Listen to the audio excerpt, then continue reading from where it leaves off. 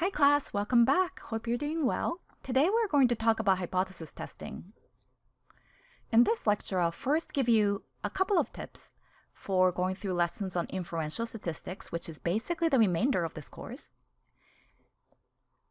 Then we'll talk about hypothesis testing, and we'll wrap up by covering some language you'll want to know. So let's get started.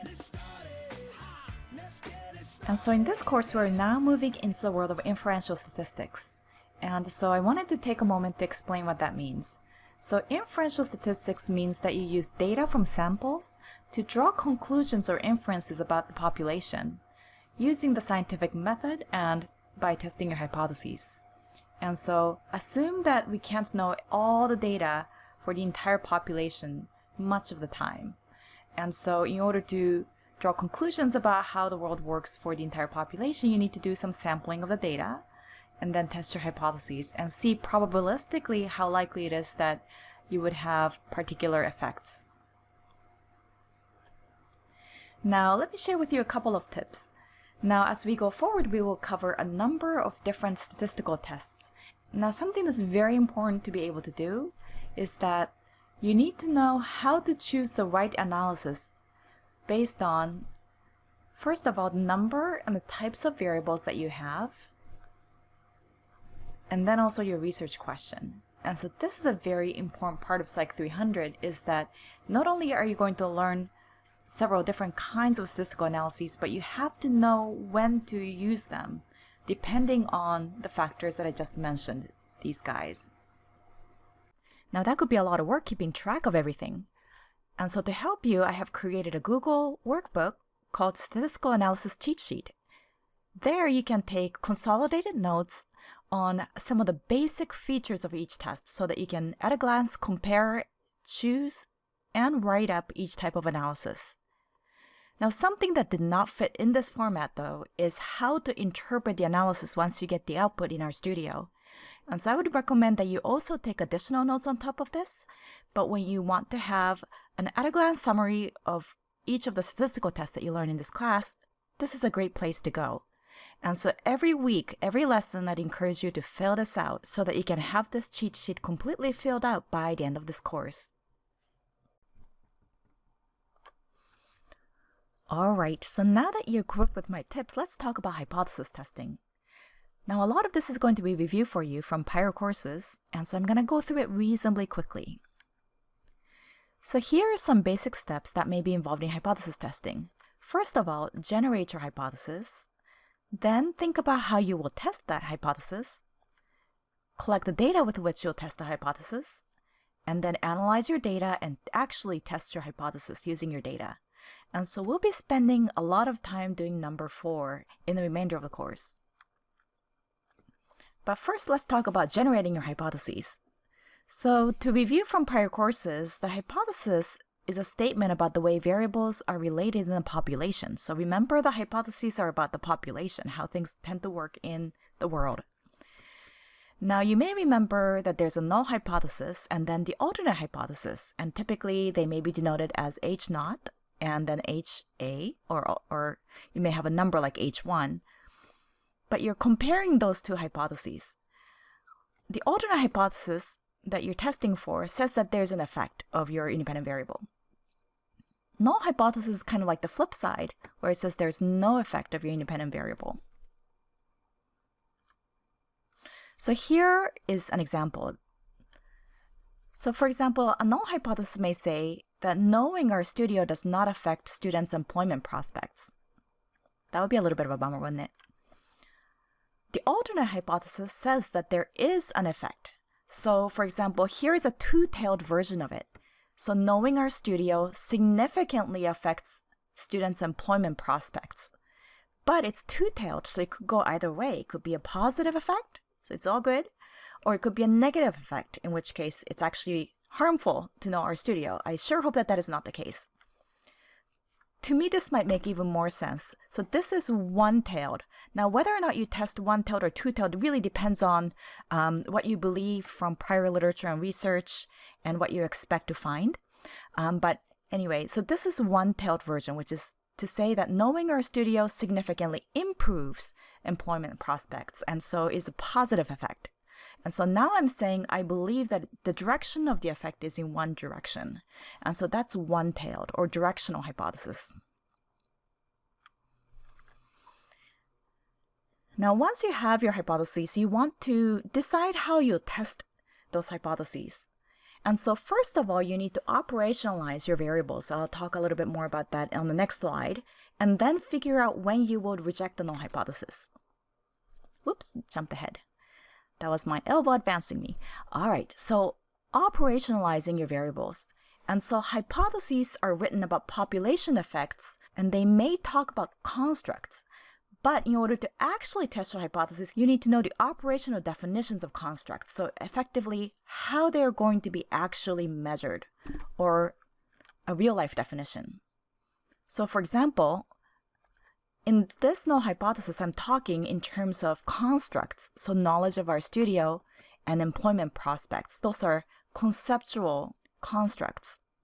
But I'm not telling you exactly how they're being measured right now.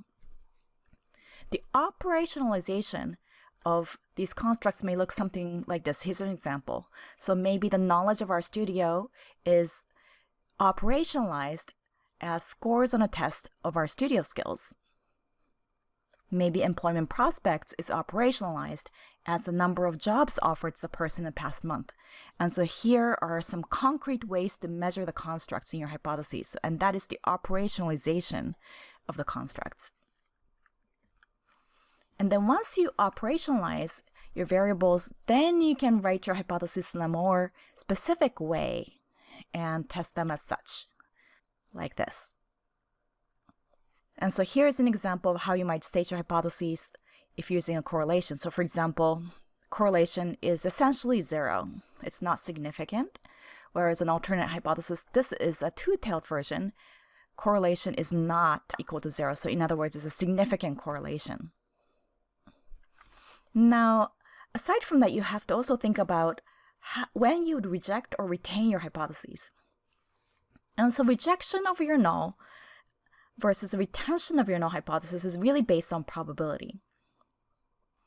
And so essentially you're asking, how likely are you to get the statistic, a particular statistic that you calculated by chance if null hypothesis happens to be true?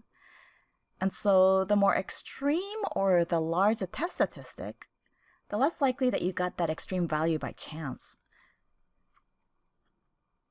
And so you essentially are thinking about the amount of risk that you are willing to accept of being wrong, which is essentially the probability of error when you're testing hypotheses.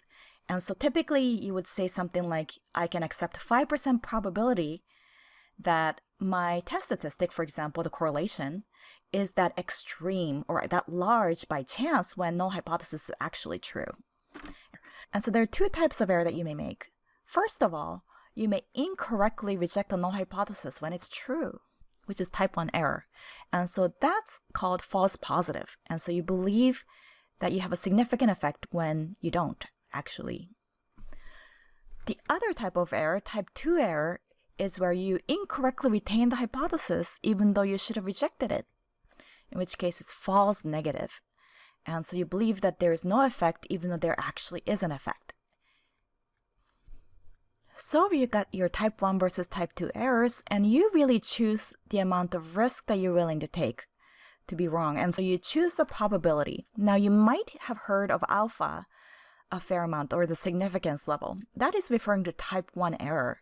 And so typically we set that to 0.05, and the probability that you would make a type 1 error is signified as alpha, or the significance level. So 5% chance that you would make a type 1 error. And that is pretty common in psychological research. Type 2 errors probability is designated as beta. And so you may have heard of power, which is your probability that you'd correctly detect an effect, which is calculated as 1 minus beta.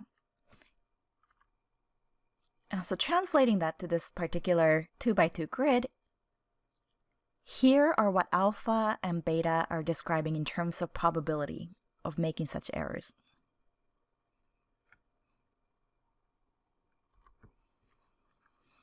Now let's pretend that you have now run an analysis. And so what happens is that RStudio will give you a test statistic using your data. And the test statistic will have a probability value or a p-value associated with it. And so p-value is the probability of getting this or more extreme score if null hypothesis is true. And so the smaller the p-value, the less likely you would get the statistic value by chance. Now let's talk about that. So once you have your test statistic and the p-value associated with it, there are a couple options you have. First of all, you can retain the null hypothesis, or you could reject the null hypothesis. And what you do depends on your statistical results and your alpha. And so you would reject the null hypothesis if p-value is less than alpha, typically 0.05. So you have a smaller p-value than 0.05. And what you're doing there is that you are essentially saying that your test statistic is extreme enough that you can begin to more confidently reject your null hypothesis. And so I've written down some notes based on what we just talked about. And if anything is unclear, please feel free to post your question, because I know that that was a pretty quick review. Finally, let's talk about some language that you will encounter time and time again for the remainder of the class. Now there's independent variable and dependent variable, IV versus DV. And so IV, independent variable, is the predictor, and DV, or dependent variable, is the outcome. And so in the prior example related to RStudio and employment prospects, the independent variable, or IV, is the knowledge of RStudio. And then here's the operationalized form of it. And then the dependent variable, or the outcome, is employment prospects. And I've also written down the operationalized version of the DV. And you want to figure out whether or not your IV and DV are categorical or continuous, because that information alone can greatly help you determine which test would be appropriate to run. And so first of all, once you figure out what your IV and DV are, then you also want to think about how they're measured in the data. Are they categorical? Are they continuous? How many do you have? Etc., etc. Now, it's just some language to know about categorical versus continuous variables. In RStudio, as you might remember, categorical variables are called factor. And continuous variables are typically labeled numeric. And that is generally the default that RStudio tends to use. Ordinal variables are typically treated as ordered categorical. And if we need to deviate from that, I'll certainly let you know. All right. Good work. I hope that this review and some tips were useful to you. Hope you have a great week ahead. Look forward to keeping in touch. Take care and talk to you soon.